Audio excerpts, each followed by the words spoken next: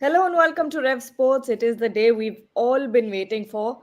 After almost 15 days of no cricketing action between India and England, today they will take the field once again to battle it out in the third Test match of the series. At the moment, the series is leveled and can tilt either way. Who will gain the momentum? We'll have to wait and watch. We have lots to discuss before we start the show. The first update, of course, being who wins the toss. Until the captains get to the field and we get the toss result, let me introduce my guest, Archer Mukhopadhyay, who is joining from Rajkot, Shomik Chakravarti, Debashish Sen, and Shubhayan Chakravarti. Archer, how are you? How's the crowd turnout over there? Better than Vizag? Well, the turnout is quite good. I didn't expect so many people to come to the ground on a weekday for a test match. It's in a place like Rajkot, where test match is not very popular.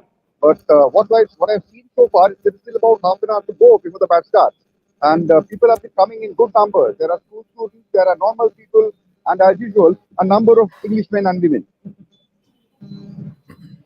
Okay, and we have the update. India has won the toss and opted to bat first. Shubhayan, initial thoughts about Rajkot, the conditions, and how will India fare when they go out to bat today? I think that's a great toss to win. Batting track as usual, one of the flattest decks in India. I was listening to the pitch report by Anil Kumble, and he said it's a batting paradise, and it's been a while that we have seen a batting paradise in India. We have been seeing rank turners and dust bowls in India, but good to see a batting paradise. Good toss to win. Happy for Sarfaraz Khan and Dhruv Jurel making their debuts and hope they go on to have good careers for India. But yes, a good toss to win. A great opportunity for the Indian batters to score some big runs. And Devashish, like Shubhayan said, Dhruv Jurel and Sarfaraz Khan have received their debut caps. And Sarfaraz Khan's father is also present in the stadium. Tears had welled up in his eyes when he saw Sarfaraz getting that cap. Such an important moment for Sarfaraz Khan this match. Yeah, it was an emotional moment for the family, and when he was handed the cap by Anil Kumble, means we see his Devashi, father. sorry to interrupt you. Akshar Patel has also been dropped for Ravindra Jadeja. So Ravindra Jadeja plays.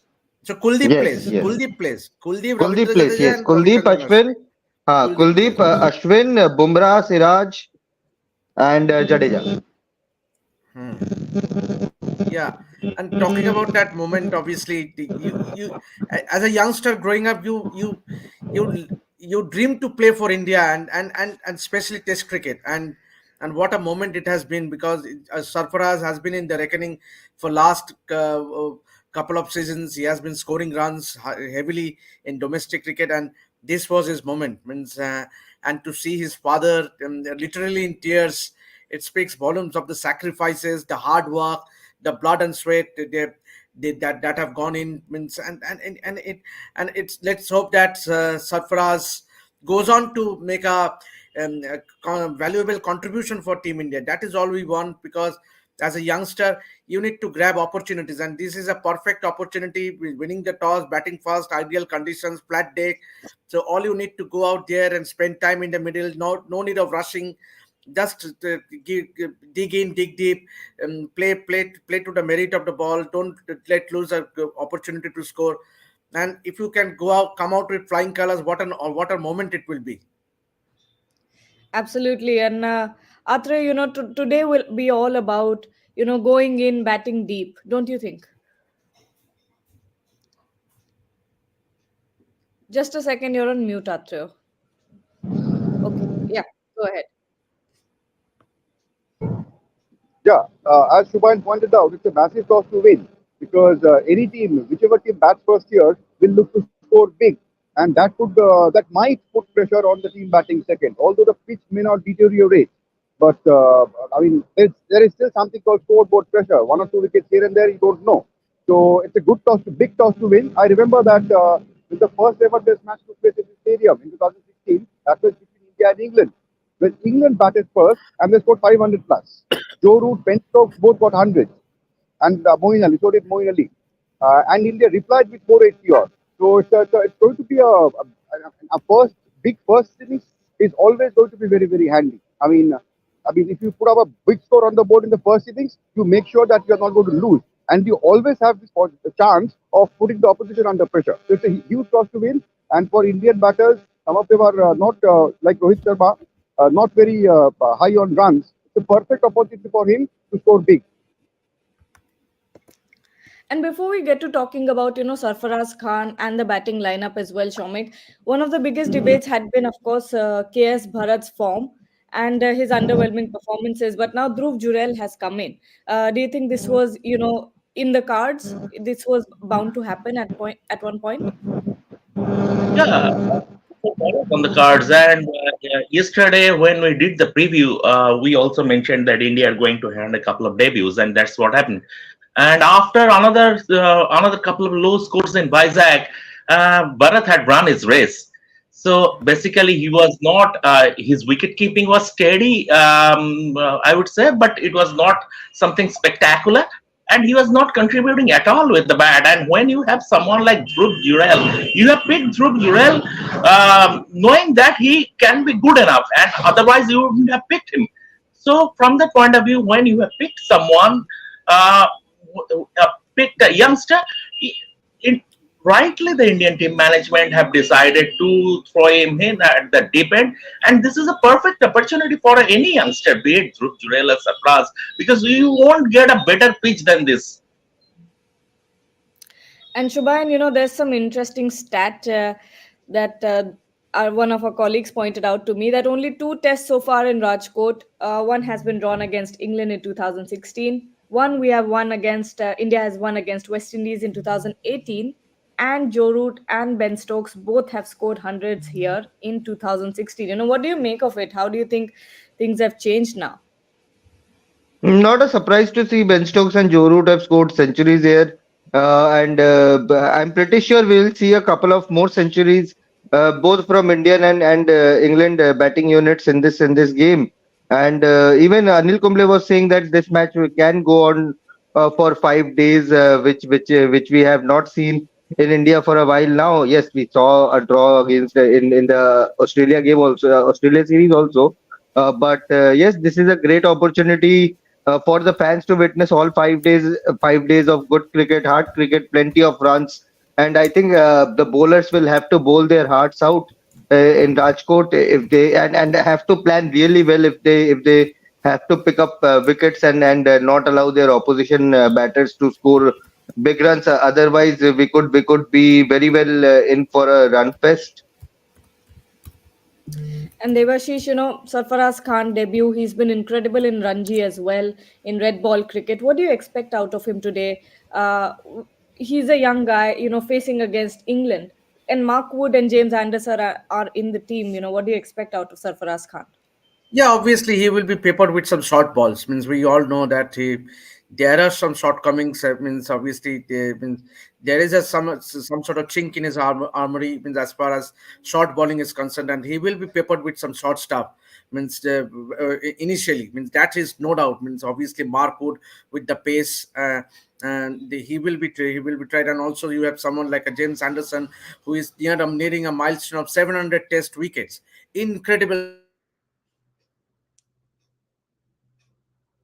Okay, I think we've lost the connection. But Atra, uh, how dangerous could Mark Wood and James Anderson be for the Indian batting lineup now, since considering that India is going into bat first?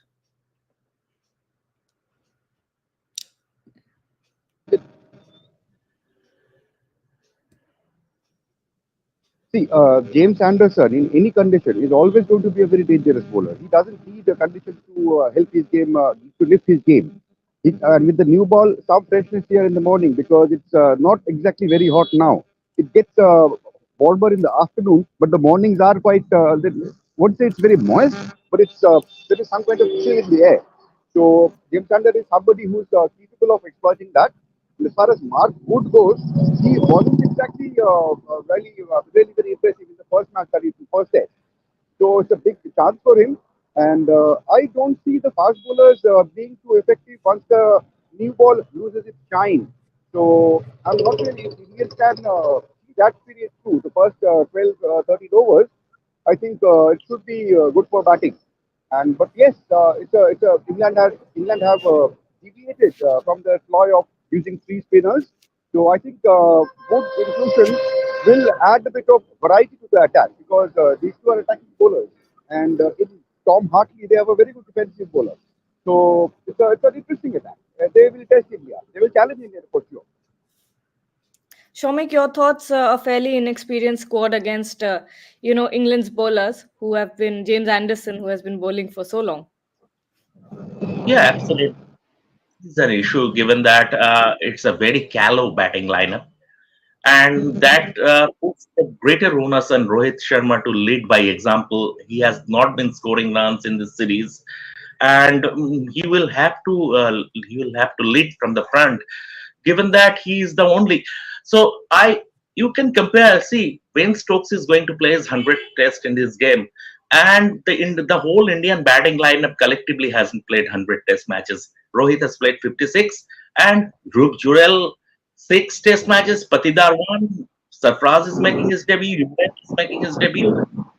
Point of view, obviously, an experience is something you cannot buy in a supermarket. So Jimmy Anderson used all his experience, absolutely. But another aspect of this that they are playing on a very good pitch, so that should come into the advantage of the Indian batters, and they should take an example from SSC Jaiswal, like the way he has been performing despite being very young. And in this game, given the nature of the pitch, India should look to bat just once in this game. Devashish, with India going to bat in first, you were disconnected while you were talking. Please finish that point first, then I'll ask you another question. What was it that we're discussing? Right now, so I was asking you to continue what you were saying earlier, but never mind that. I was asking you, with India going into bat first, who do you want to see step up today? Who are you badly wanting Yeah, to see? obviously it has to be their captain. He is due for some big runs. Means obviously, and especially when you don't have senior players like Virat Kohli or a KL Rahul and a Shreyas Iyer, this is your perfect opportunity to lead the young Indian batting lineup. Means obviously, Yashasvi Jaiswal had scored a double hundred in the last Test match, so he will have the confidence going. Shubman Gill also scored 100 in the last Test in the second innings in Vizag, but big talking point will be the captain leading from the front, and it's an ideal conditions to bat on. And for, I would love to see Rohit Sharma in his normal attacking mode. We saw in Vizag he was some sort of in his shell. Means he was or playing too many defensive shots. Means obviously something was going on in his mind. But I think a natural Rohit Sharma is a treat to watch for the viewers. Means we know what happened in the last Test series against England when he scored that brilliant 100 in Chennai on that dust bowl, and these are ideal conditions to bat on. So for me, I think India would love to see their captain leading from the front and scoring a big no. Atriyo, similar thoughts, Rohit Sharma due for big runs? Due definitely because if you see, he has not done well with the bat, that well with the bat when he has captained the Test side, and he scored 100 against Australia last year, and after that, whatever runs he has scored have come against the West Indies in the West Indies. So that was not the toughest of challenges. So Rohit Sharma, the captain, the Test captain, hasn't been that successful with the bat. He averages 36, 37, something like that. And it's a fantastic opportunity for him, batting first on what is appearing to be a flat wicket. For everybody saying it will be a flat wicket, it's the best chance for him to get back among the runs because those runs, that confidence that he will get if he scores big here, will be required in the remaining two matches after this. And Shubhayan, we have to talk about Ben Stokes because it's his 100th Test match. I mean, how do you even get there? Test matches, it's not even crazy, right?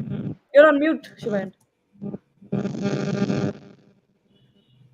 Monumental. I think we have to give a lot of credit to Ben Stokes for his 100th Test match. Of course, it has not been easy ride. He has it has been a topsy-turvy ride. If we look at the first half of his career, a lot of disciplinary issues, getting into that pub brawl along with Alex Hales, then breaking his wrist while punching the locker room.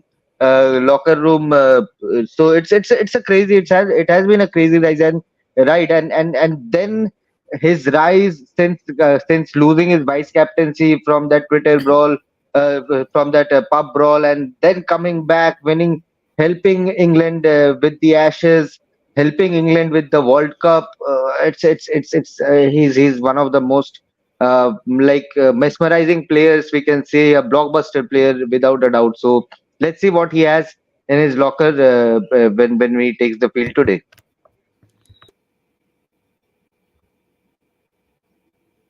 Sorry. Finally, it's time for predictions. Shomik, what are your predictions for the day?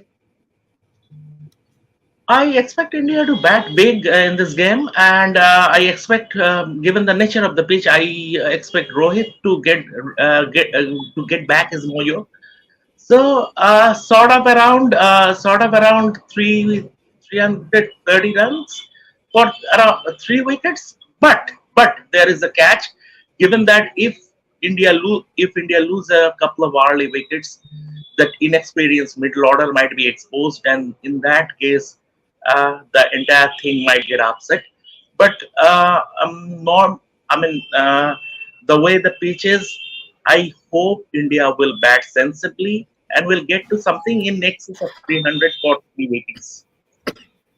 Debashish, predictions. Yeah, I also agree, somewhat agree with Shomik. Means obviously it's a good toss to win for India. So ideally, India would love to score big. Means obviously minimum 500 runs.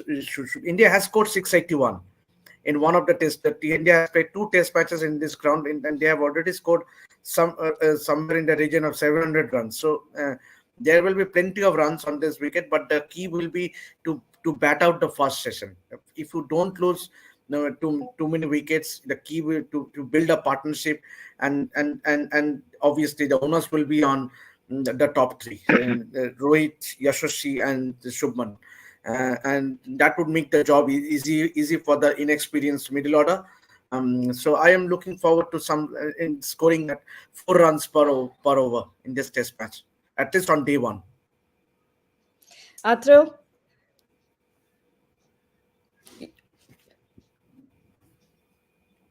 you're on mute. Wait. Uh, Still on mute. Yeah, Okay.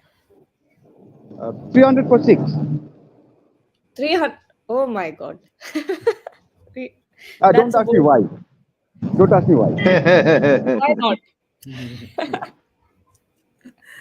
Okay, we'll go with it. We'll find out what happens soon enough. So we'll be back at the end of the day. So stay tuned to Rev Sports.